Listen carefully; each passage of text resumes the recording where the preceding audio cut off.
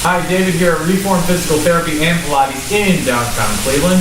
This week we are talking about low back pain caused by some chronic instabilities. And by instabilities, I mean these diagnoses of spondylolisthesis or spondylolisthesis, these kind of defects in the spine, even fractures, you might call them, that can lead to too much motion as well as a lot of pain that either sits in the back or possibly down the leg. So I just want to go over a concept or two that I use when I am rehabbing patients with these issues.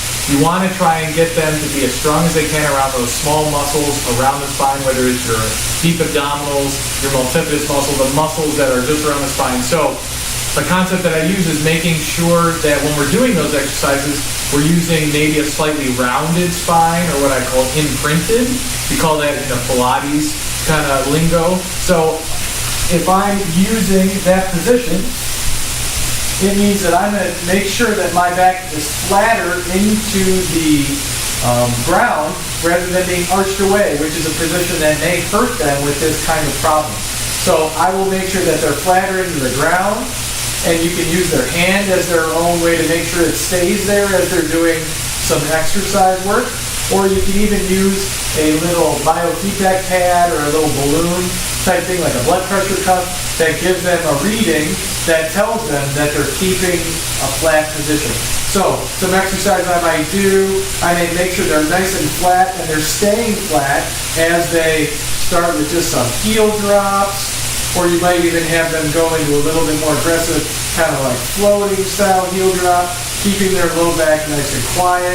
You may even have them do some classical Pilates type abdominal work where I'm having them roll up and whether I'm going into a little bit of a crisscross or a single leg stretch.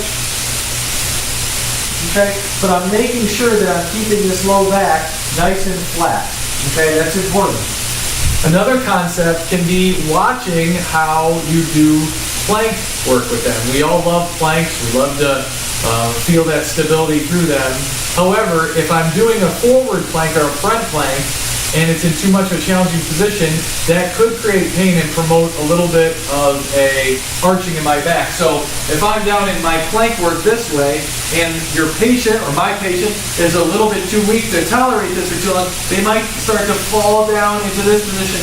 And for someone with a instability problem, that could really cause them some pain. So I may have them just work from their knees to start. Okay, and I may have them progress to their toes, maybe just for short periods of time, and then down to their knees.